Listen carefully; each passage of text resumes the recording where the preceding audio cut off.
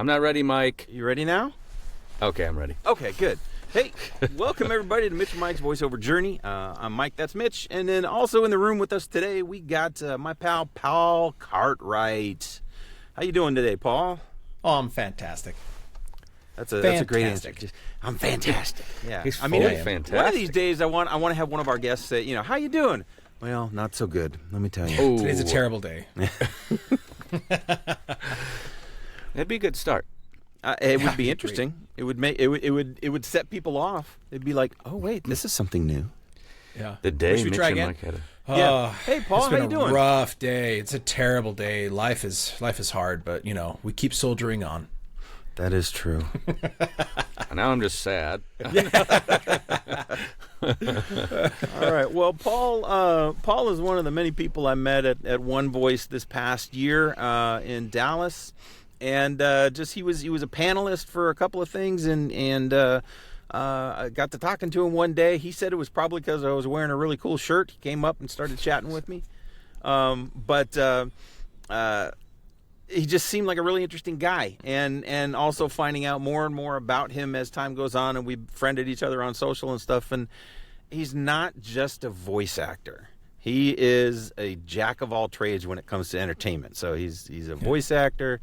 He's a writer, director, producer. He does movies that he and I'll let you explain all of that. But I just way more talented than I am. I know Mitch won't claim that you're more talented than him, but I'll go ahead and say What? I am the best. I do two things, yes. So, Paul, why don't you start off? I mean, where did you begin? What was like the first thing that captured you in the world of entertainment, where you started doing a thing, and then obviously that kind of branched off into other things? Yeah, I was a theater kid growing up, but not in the way that people think theater kid. I was doing sports and everything in high school, but all growing up in middle school and elementary, my mom was always like, we take you kids to see a movie, and Paul, you can always like quote the whole movie afterward, and like you always have these like weird ideas about like the movie and how it was made and all these things that we didn't quite understand. And I was like, well, yeah, that's just kind of how my brain works. And so I always kind of knew from an early age that I was going to be involved in creative arts. And so that manifested itself in the stage when I was in high school.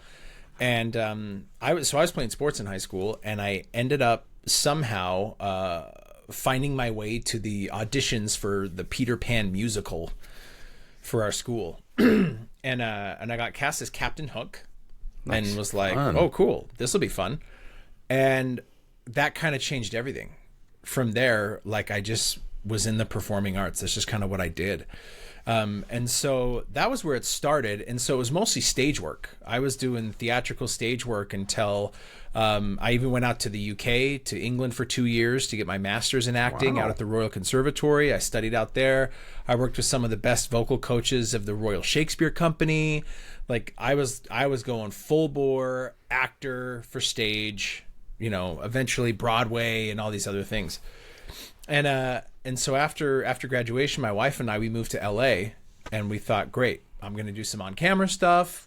I'll make a living there as an actor, and eventually at some point we can go do stage in New York.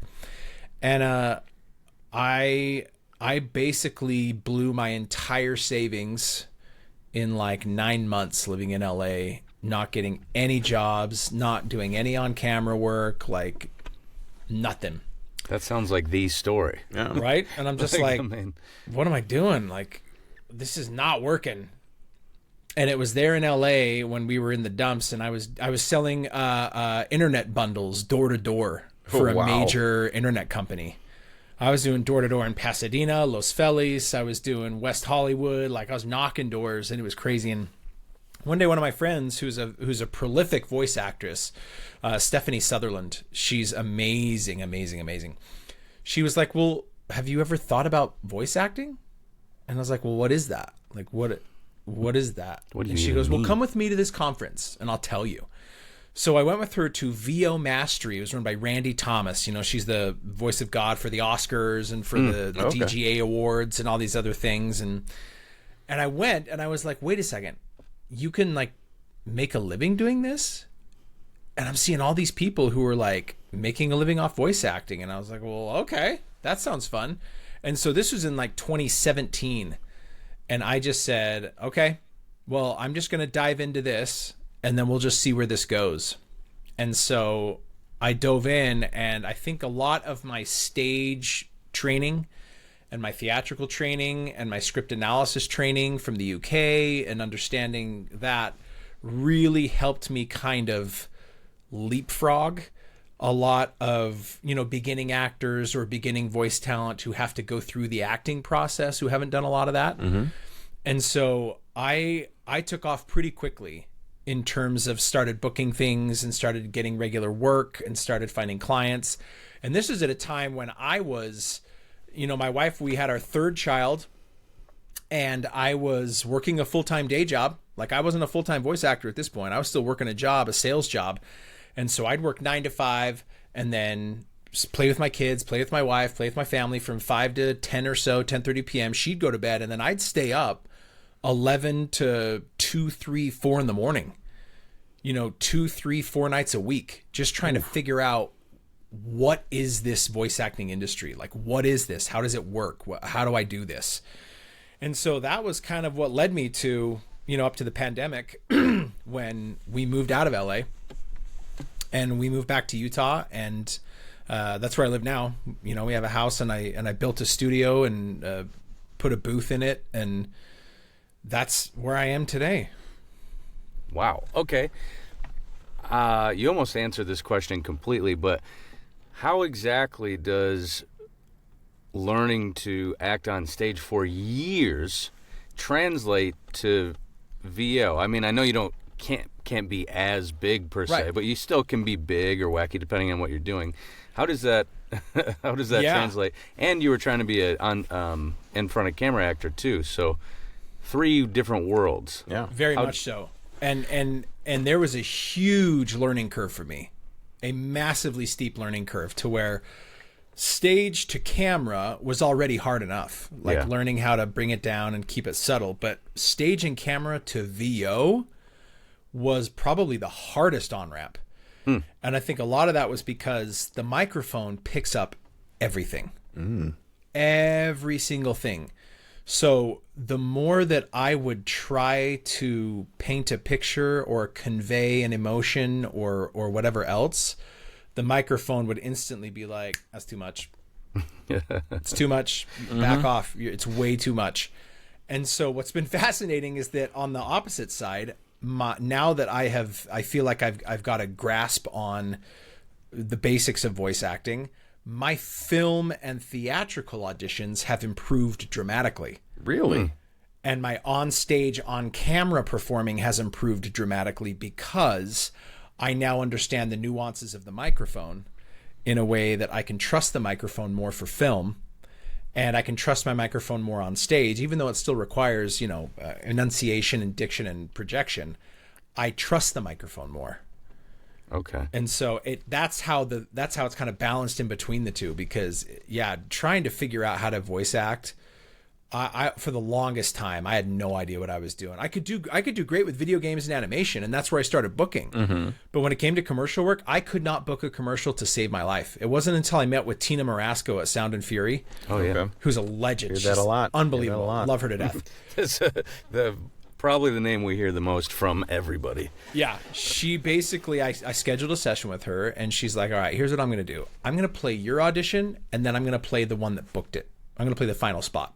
Ooh, I love that. You're like, cool. So I listened to my audition, and I was like, and then she plays the final spot. And within 3, maybe 2 or 3 of those, I went, oh, I know exactly what I'm doing wrong. And it was that I was just trying way too hard. And she's like, just stop trying.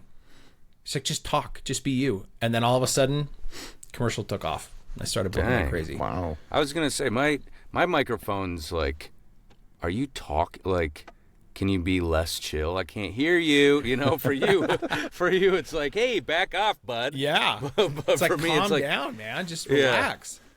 Sometimes I think I'm too chill, but she's telling you to chill out. How tough is that? Yeah, and what's interesting too is I'm a firm believer that the conversational commercial read is one of the hardest reads in voiceover. Oh yeah, 100%. And I believe that because anytime we get in front of a microphone as voice artists and performers, we feel like we have to do something. And a lot of what I've learned in commercial conversational reads is the client isn't looking for how well you can read the copy in a beautiful way. What they're listening for is your sound of your natural, authentic voice, the sound they want for their product. Right. And if you can genuinely and authentically craft a beautiful story, great. That's all bonus. But the majority of what they're listening for is just, what do you sound like when you're just being you? And that turned everything on its head for me. And that was like, wow, okay. Does that also help with, like, just not getting cast? Knowing, absolutely. Knowing that they're like, oh, your voice, is... Yeah, that's not the voice we're looking for. Yeah. Great. Yeah. Awesome.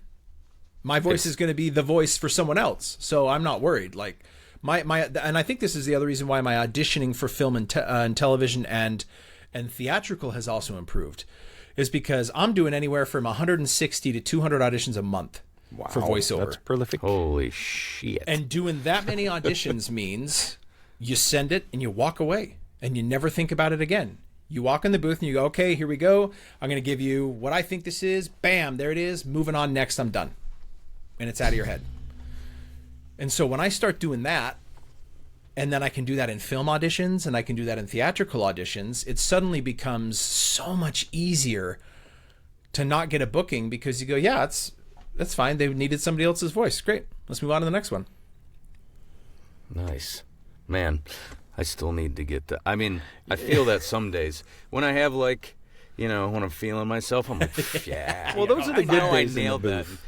I really hope they like it, but I loved it, Yeah. Get it down, I'm out. Well, the good days in the booth for me are the ones where I'm not overanalyzing myself and what I sound like. Where, like you said, where I can go in and record something, do 2 takes, and go, that was me. They're either going to like me or they're going to like someone else. 100%. But so often it's like, let me nuance that just a little bit more. And, well, I think I should say that this way, and what would I be thinking there, and how would I convey that? And then it's just I get so nitpicky that it just ruins the rest of the performance. When you bring up something important with that too, Mike, because now that I've been on the other side where I have been casting for voice projects, I rarely ever listen to an audition and go, ooh, I really like how they're nuancing these words. Like he says, yeah. He says the product in a very interesting way. Yeah. I'm listening for, do you sound authentic? And is this your authentic, real voice? Or are you trying to put something on? And if you're just giving me your authentic, genuine voice and it's what fits my brain for the project, great, you're on the short list. But yeah, often I've had to train myself when I get at it, when I go in the booth and I record for my auditions. If the thought comes into your brain, ooh, I wonder if they're going to like that, I shut it down. I say, nope, keeping that take, moving on. Ooh, okay. Wow, shut it down. Okay, boom. You just opened my mind. Kersplosion. Yeah. I've stopped thinking, what do they want? Because 9 times out of 10, they have no idea what they want. Yeah, they want you to show them. They want you to tell them what they want. Mm-hmm. So you walk in the booth and you go, great, I've looked at the script, I've looked at the copy, and this is again where I think the training theatrically for me has helped give me an advantage, is I can take copy and I can break it down instantaneously and know who the audience is, who I'm speaking to, creating a character, building it, whatever. But then what I do is I say, metaphorically, hey client, guess what? This is the read you're actually listening for. I give him the read, and then I walk away. Okay. Now, when they say give 2 to 3 takes, do you do that, or do you do? I do, and I make them very different. Okay. And I specifically go within a genuine and authentic space. Like, I'm never like, I'm gonna go crazy, for just a crazy read. I don't do that. Everything has to be authentic for me. And so what I typically do is I've got 4 little things that I always go over for commercial. I take it, my first approach is the conversational read, right? Mm-hmm. So if I'm looking at commercial copy and they're asking for 2 or 3 takes and I read it and I'm like, yeah, let me do the commercial conversational tone. If I can't come up with any other ideas for different things, my second take is the character. I'm like, is there a character within this commercial read, or is that too much? If that doesn't work, I go to OTS, over the shoulder, into that kind of whispering, like, wow, isn't this beautiful? Almost like a whispered, intimate read. If I don't like that, then I go into the announcer read, which for me, I describe the announcer read as you're just stating facts. It's not this Thursday, blah, blah, blah. That's not an announcer read in commercial work for me. An announcer read is Advil has been proven to work within 12 hours. I'm just stating facts. That's all it is. So I'll go through those 4 little things. That is cool. I like that approach. And just food for thought. I saw, we record this a couple of weeks ahead of time. Yesterday was the Super Bowl, and I saw J. Michael Collins post afterwards that in his estimation, about 80% of the commercials were announcer reads. So it's very possible announcer is coming back.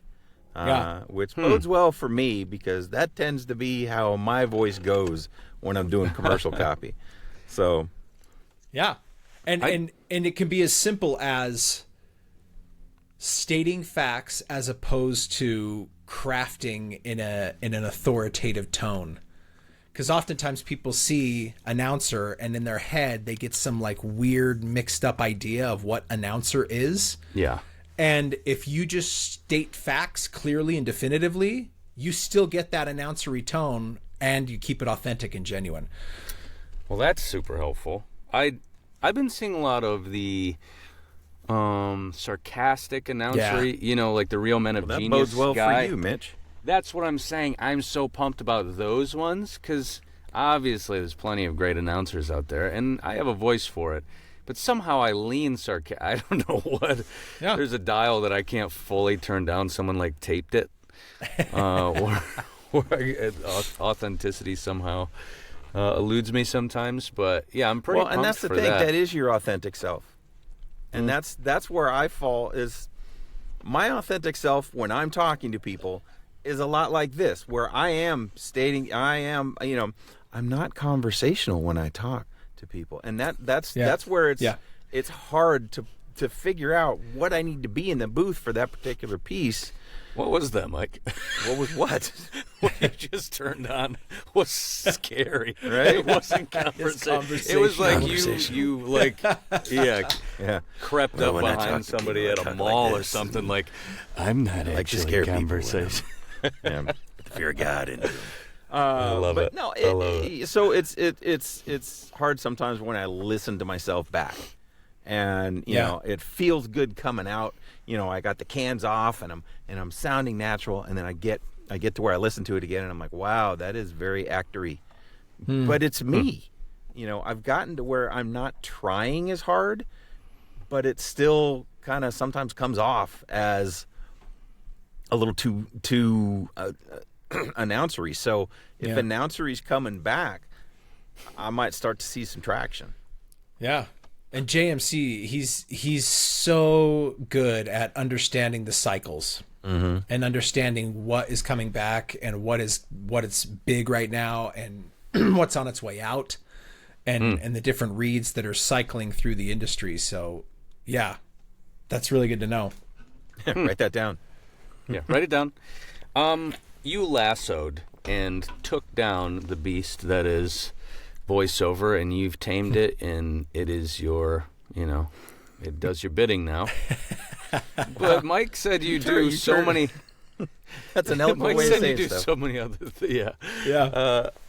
That's not your only thing, is all I'm saying. This is now caged up, and you can get paid from it whenever you want, and then you're doing everything else. Yeah, I love that. And that's what I want to hear as well. Is like, okay, you talked about how 2017 friends and you got into voiceover, and then 2020 pandemic hits, you move back to Utah.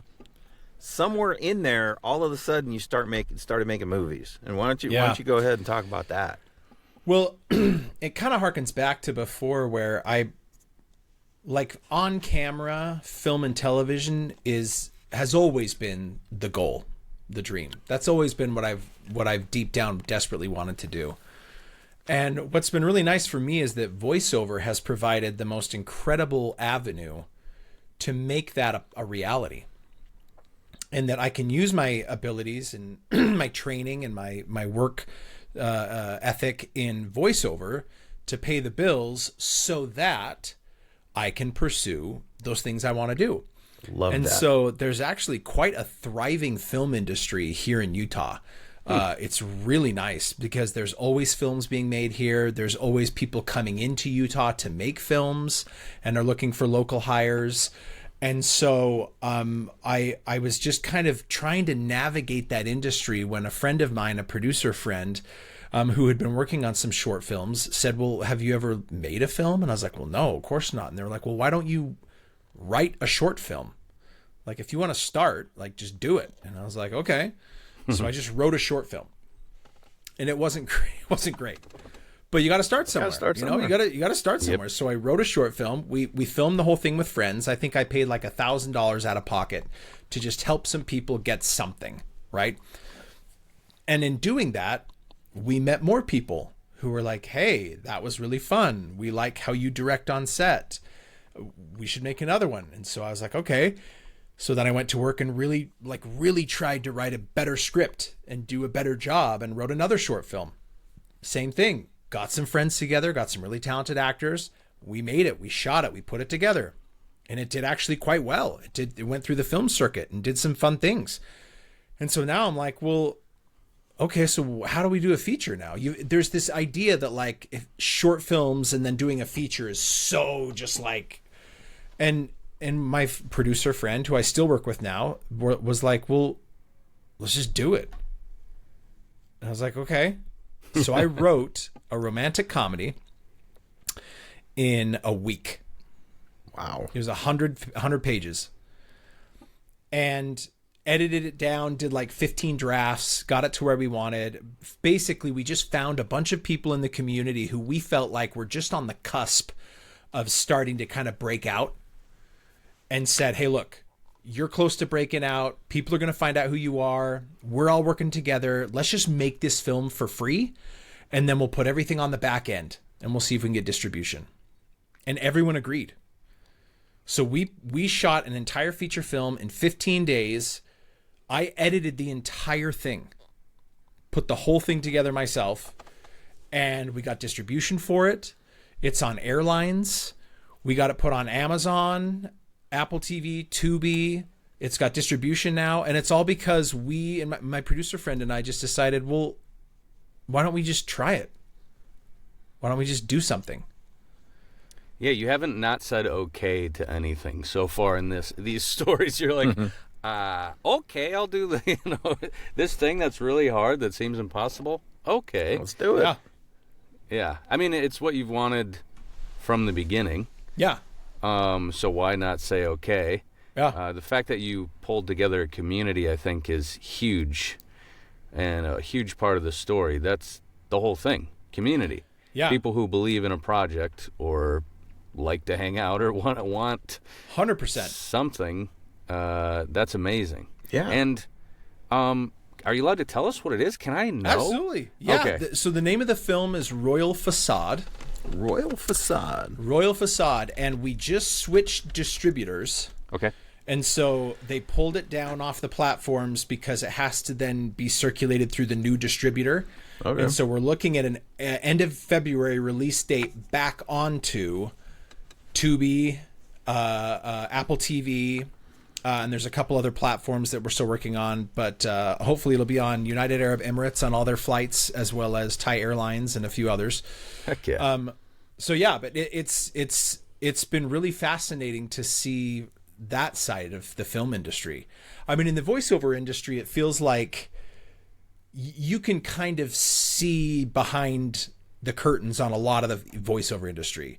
It's pretty cut and dry in terms of like, yeah, you have agents, and agents get the work from the clients, and then it all kind of goes through. But on the film industry, especially like when it comes to distribution, and it comes to earning models for your film, and it comes to gatekeepers and producer, like there's so much that we just didn't know and made a lot of mistakes on and made a lot of poor judgments on that we were able to fix and like keep going. But it was an interesting process navigating self-distributing filmmaking versus, going the Hollywood route, because the whole film industry is in total chaos right now. Really? It's crazy. AI? All sorts of things. Yeah. Yeah, it's nuts. So and now you've got another one in the works, right? I've seen you talk about trying to find actors to be in a new project. Can you talk about so that? I've got 10 screenplays ready to go. All of them that you've written, or All that I've written. holy Yeah. smokes! But the issue is there's this thing that you have to make a movie most of the time that's called money. Ka-ching, ka-ching. And I don't have $5 million to go make a movie. And so all the ones I've written are expensive films. But I recently was talking to my dear friend he was the director of photography, the cinematographer on my first feature film. He has since exploded. Like he's blown up. He's done all these amazing films. He actually reached out to me the other day and said, "Hey, your project was one of the most fun projects I've ever worked on. Can you hurry and just write another screenplay that we can just shoot in Utah and just do in like a week?" He's like, "Just make it one location, like 4 or 5 actors, and just do like one, just make it go." And I was like, "Hey, if you'll do it for free, heck yeah, like great." So yeah, working on that one that I'm going to try and shoot hopefully end of August of this year. Jeez. Nice. Now I wish I lived in I Utah. know, and right? was an Why on-screen can't you actor. live in Dallas? 'Cause- I wish I could remember lines like I used to. Oh man, it's nuts. Yeah. Oh. Absolutely nuts. Are you one of those producers / directors that gets to be in the film? Sometimes, I mean, someone asked me, "Do you write parts for yourself?" And I've only done that twice. I don't typically write my screenplays with actual people in mind. I just write them with characters in mind, and then I want the audition process to be, oh yeah, that fits. Yeah. So I was in my feature film, and I'll probably be in this other film too, just because it's cheaper. I mean, it's Right. because I'm not paying yeah. myself. Like I'm not Yeah. paying myself to do any of these projects. I can be a bartender. Like, Yeah, it's like yeah. you do it for cheap. Right. But yeah, so every once in a while, there's one project that I have that I'm desperate to make. It's a murder mystery western. Ooh. And I'm going to play the sheriff, and it's probably going to cost $3 million to make that film. Which sounds like a lot to us little fellas. But in filmmaking, That's like that's like a micro budget in filmmaking. right. Yeah. Yeah. Yeah. What constitutes a micro budget for real? Do you know these specs Yeah, I think it's here? under 300,000. Okay. Oh, okay. Okay. So I think SAG ultra low budget is 3, and I may be totally wrong on this, but last I checked, I think ultra low budget was anything under 300,000, and micro budget I think was like 180 or something in there for a feature. Wow. But typically for a SAG actor, you have to at least have a micro budget or an ultra low budget rate in order to do the project. Gotcha. Wow. So are Man. the actors that you are getting to be in your movies, are they SAG or are they non-union? Well, that's what I'm trying to figure out, because as an executive producer and a writer and director, I can just make my own film however I want and just do my own thing. But if I wanted to go through the union and do a micro budget, I'd have to first of all find $180 up to $300,000. But then once I had that, yeah, I would totally just hire SAG actors and run the whole SAG process. Okay. So you've reached your goal. As a kid, you did the thing. You've made short films. You made a feature-length film. You have 10 scripts like in the hopper. You've conquered a mini mountain, so to speak. Yeah. How, what does that feel like? That's a great question, because the way I look at it, I'm just getting started. And so it's a reminder to me that you never actually arrive. You never get there. Because when you, just as you were saying that, I was like, wow, he's right. Like, I did do all those Way things. to go, Mitch. Way to try to make him complacent. No. Based on, yeah. But it's based just on what you fascinating talk, because yeah. you're dead on. Like, Yeah. yes, if you look back at my childhood self, I have 100% accomplished everything I thought I would as a kid. And yet now that I'm in this position, I'm going, oh man, there's so much more I need to do. Like there's so much more I need to accomplish. I need to make bigger movies, and I need to do more voiceover projects that I want to be doing, and book a series regular as an animated character, and book a major video game character, a AAA video game character who's like the lead of the game. I have these new expanded goals that are tacked on to those, but there's no making it. Yeah. Well, and that's good. You got to keep doing this with your goals. You get there, but then that establishes a new set of goals, and so I like that. So once you make that major motion picture, then it's going to be all right. Now I need to win an Oscar. I can't even imagine that. I mean, not for you. For me, I can't myself, imagine winning course, a One Voice award. I mean, that's what I was thinking. It's like that's pretty wild to be able to hold on to any award where people are like, "You're pretty good this year." You know what I'm saying? Like, yeah, it's such an interesting thing because I was thinking about that after the Oscars and just going, isn't it fascinating how we as a society or within a group feel like we need someone to tell us that we're doing well. But it's that's just life, interesting, man. Yeah, that is, and that's why it's like the participation trophies, as uplifting as they are, they still kind of make everything mediocre as opposed to having something to shoot for. So, I watched this movie.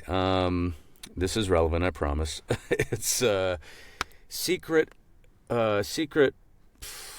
Mall Apartment. I don't know if you've seen it yet. It's a documentary about this guy who finds this nook in a mall, and he starts creating an apartment in the walls of this mall. But this guy is such an artist that he does his art, and he doesn't really care who sees it or how long it lasts. And I envy that so much when I was watching it. I just wanted to cry the whole time. I've been a big crier lately, but to know that this man built this beautiful, like, all these sculptures under an overpass where, like, old water goes, and you find it on accident, but it's just, like, I don't know, a mile of this stuff. And he didn't care who saw it. He didn't care if it got damaged, really. He didn't tell anyone. He did it.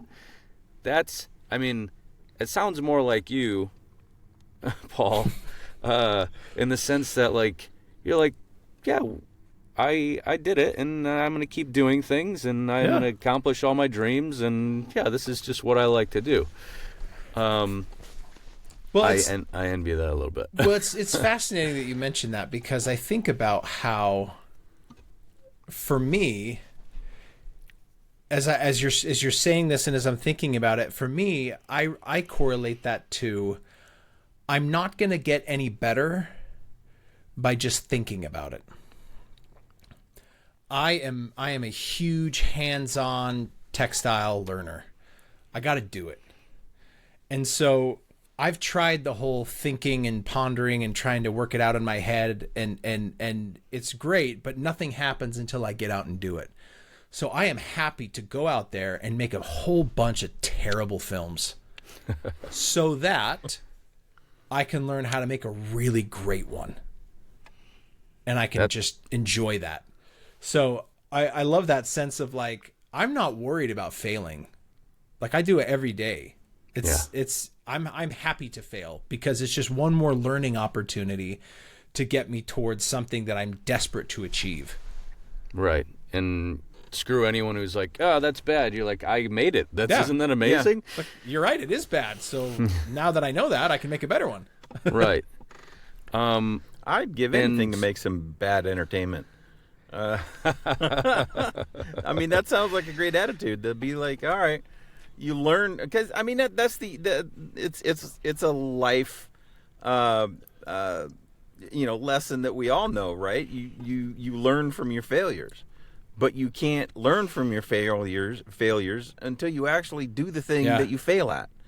And so to take that and to equate it to voiceover, it's like, yeah, get in the booth, do the things. You're going to, have the attitude that you have where it's like, if they didn't hire me, it's because I wasn't the voice they were looking for. But there's also the failures where you come out and you submit something and go back and listen to that audition and go, yeah, that wasn't really good. But you learn from that. And so, what you're saying from filmmaking, I love that, where you're willing to get out there and to do the thing and to keep yourself busy doing the thing and enjoy writing the movies and the production process of it.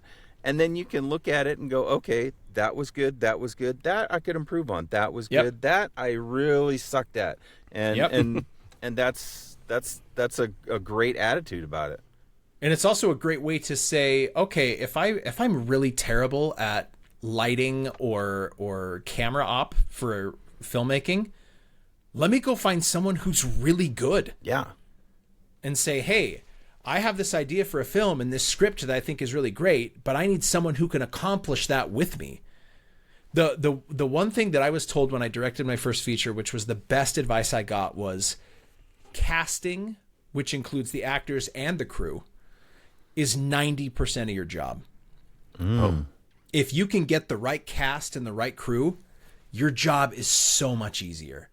And I took that to heart. I said, great. So when I'm casting these actors, I'm going to cast actors that I trust and actors that I'm not going to have to worry about, actors that aren't going to come up to me after every scene and be like, so I'm just wondering, like, what does my character want in this? And, I want actors who are going to make choices and who are going to be like, here's how I envision this. And the creative team, the crew, I was like, this DP that I worked with, I could see he had unbelievable vision. Like, he was doing incredible things with his first feature film. So when I brought him on board and said, hey, guess what?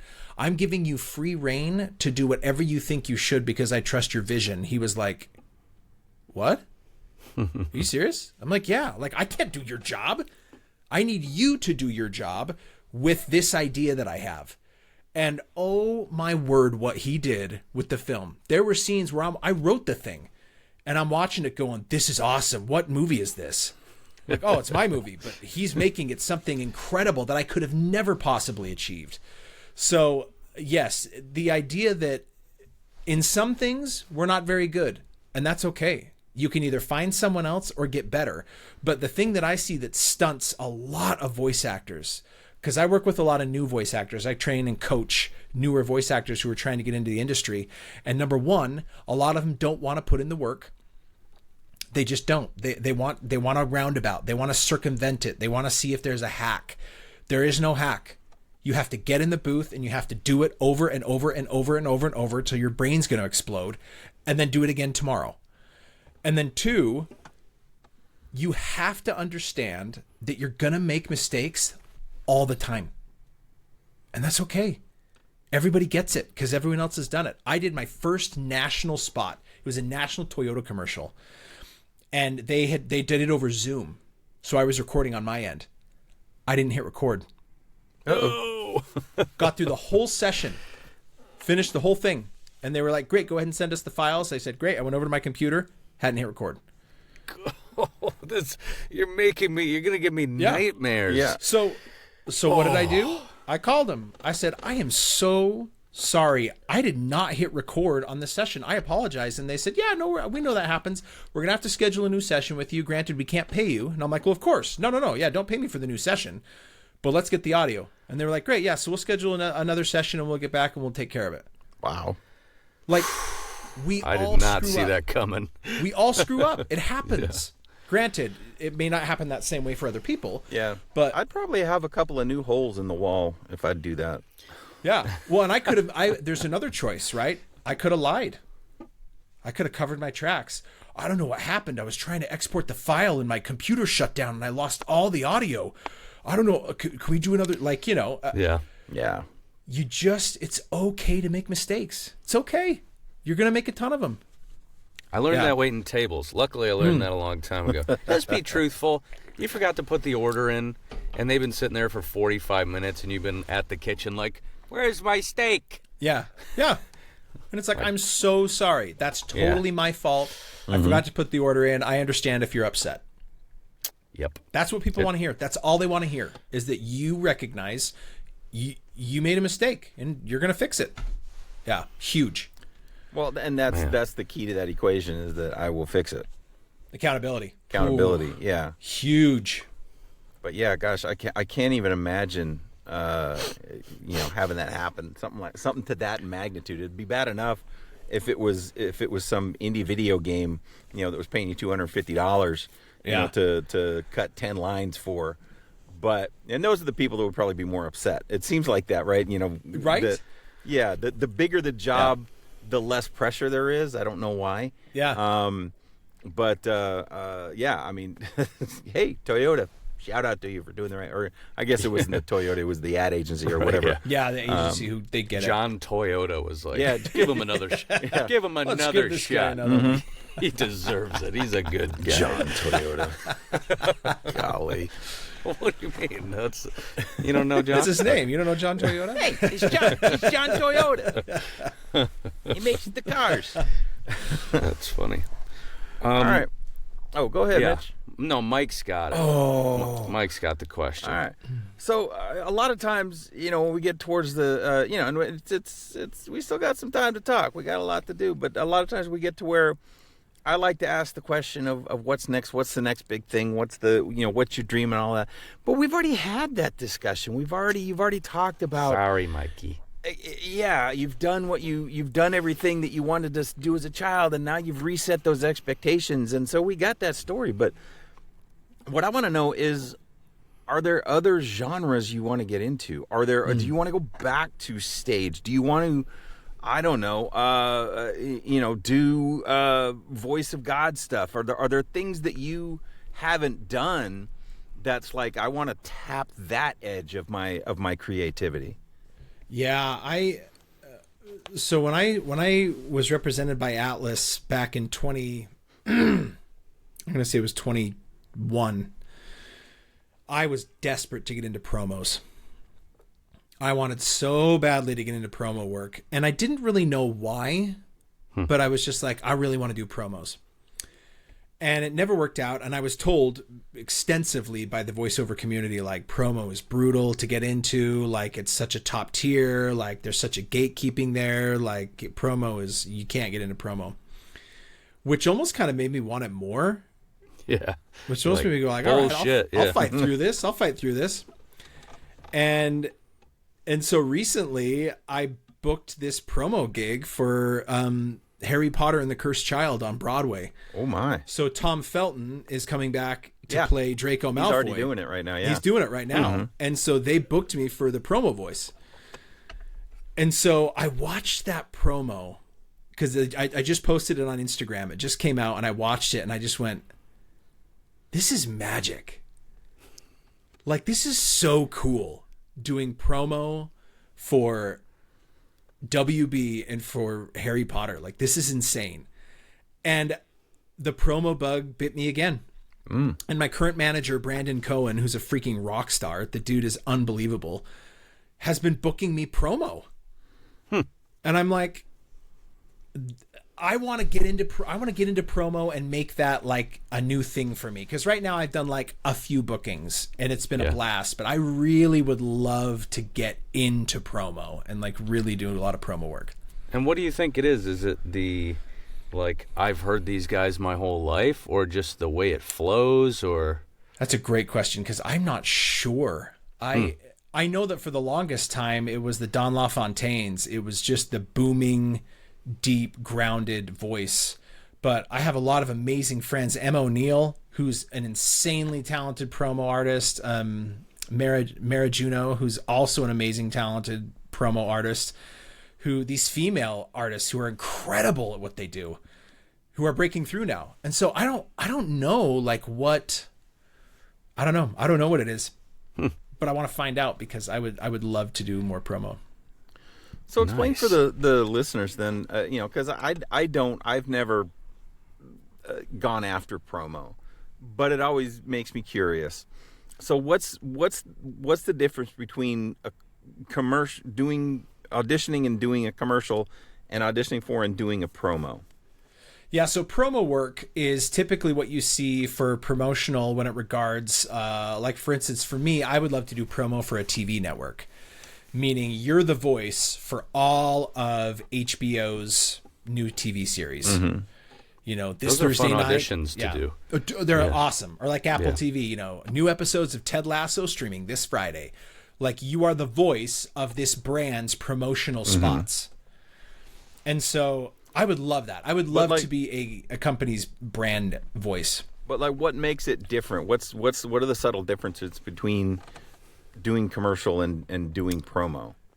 Promo oftentimes, like acting wise, you mean? Yeah, acting wise, yeah. Yeah, so promo oftentimes has an authoritative sound to it that is also a little more gravitas.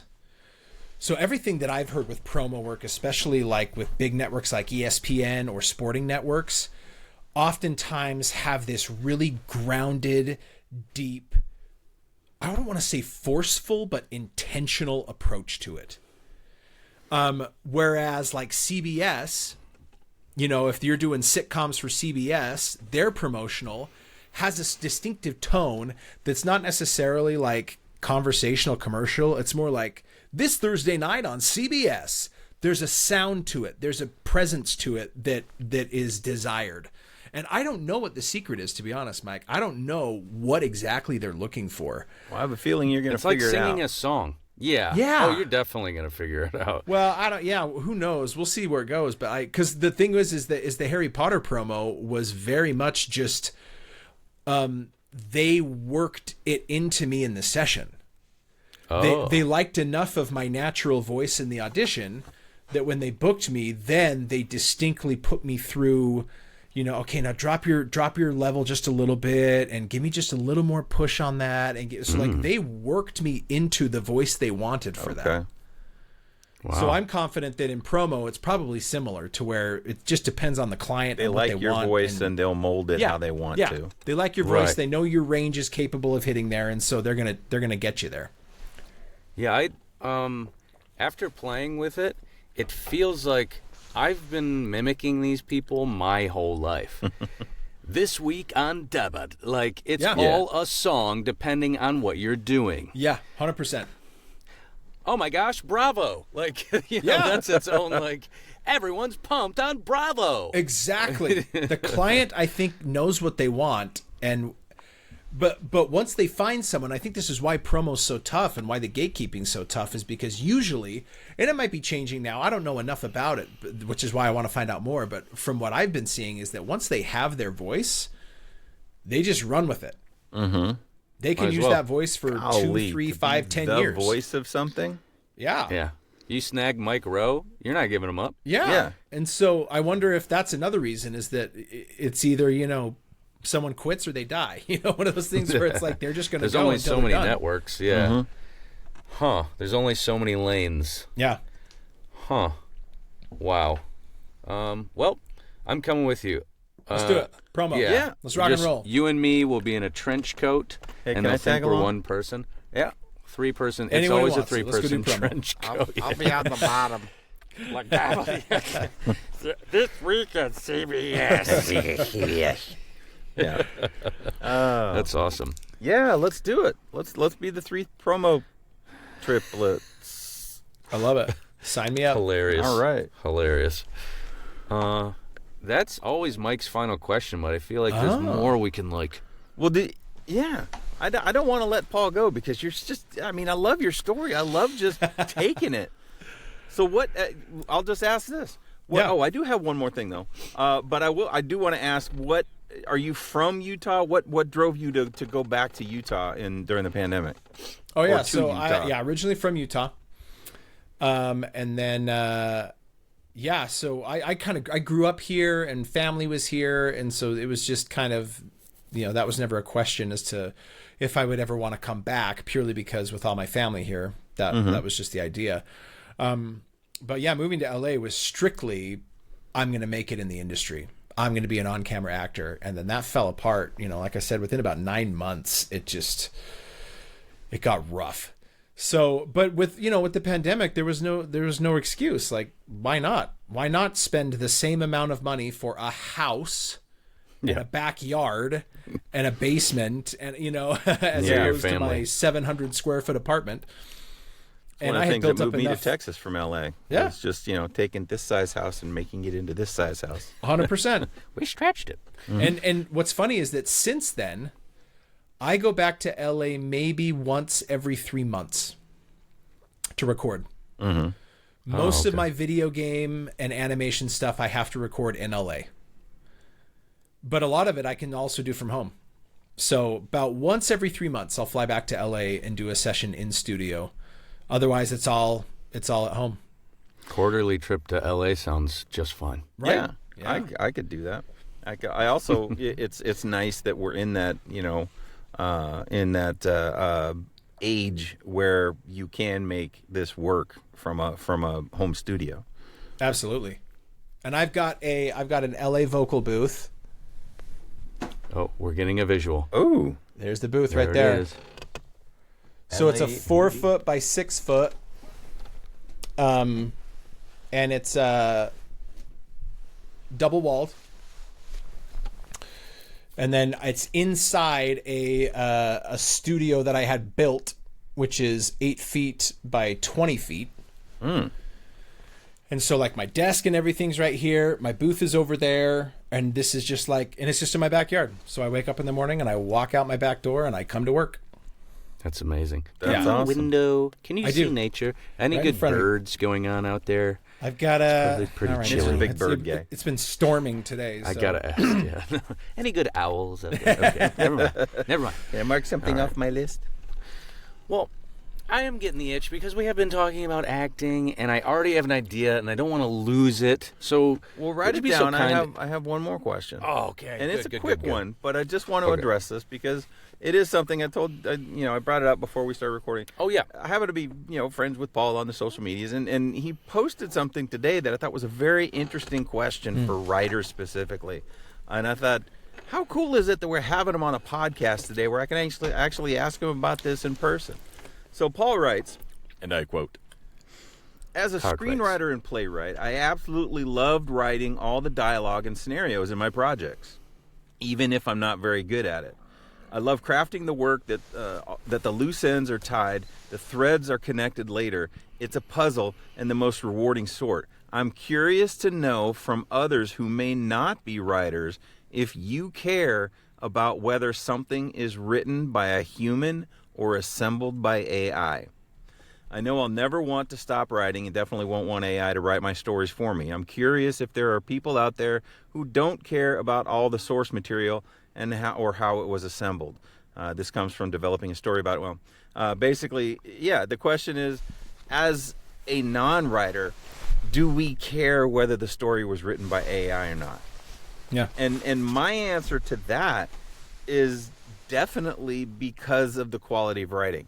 You can tell there's that part of you that's a human that goes, there's something off about that. And sometimes it's not the entire thing. There's just one little thing about it that makes you go, that was weird. Yeah. There's something off about that. And that's where I much prefer that human touch. And I don't know if you noticed, I during the Super Bowl commercials yesterday, if you watched it, there seemed to be, to me, something off about some of those spots. And Jay Michael brought it up. I think there was a lot of AI used in the commercials, and it just felt weird and off. So that's my answer to that question. What say you, Mitch? I feel similarly. It's some of the most flawed writing / movies that are the most loved, and especially in my book, like things that are kind of messy, characters that are messy, not disjointed or the way AI writing is right now, especially if I find out. Yeah. If AI gets to the point where it can write like, I don't know, my favorite writers, and then I find out it isn't that writer or someone who's real, it would feel icky still. Yeah. So I'm just still out in that sense. Like you said, I don't know that it probably someday will get better, because that's the whole thing about AI is it's generative and it will learn. But AI does not understand human emotion. And that's where you can really tell the difference. And that's where, a writer, looking at like novels, a writer like Brandon Sanderson, you couldn't replicate that in AI, just because there is so much nuance to it, and so many layers to it. And a movie writer like like a Quentin Tarantino or a Paul Thomas Anderson or Christopher Nolan, you can't AI that. You can't take, you take the performance of like two of my favorite performances of recent years. You got Cillian Murphy in Oppenheimer, and you got Casey Affleck in Manchester by the Sea. And the scripts and the performances and everything, there's no way that you could write something that a performer could have gotten that level out of it if it didn't have that emotion captured in there. Obviously they took it to the next level, but I'm sorry, AI just can never replicate that. Yeah, and there's something interesting too about how a human can respond completely irrationally in a moment that AI wouldn't be able to anticipate. Someone could tell me my mom died, and I could start laughing hysterically because I just didn't know how to respond to it. Whereas if you tell AI, hey, how would you respond if your mom died?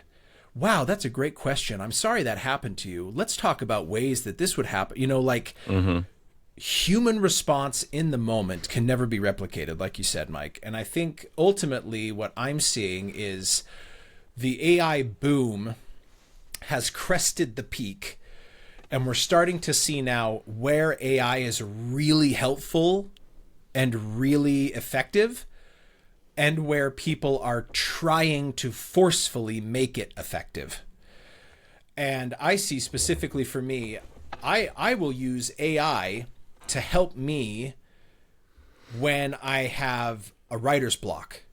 I'll say, hey, I'm writing a scene about this, and I'm trying to figure out where I want to go with this. Can you just generate some ideas of where it could go?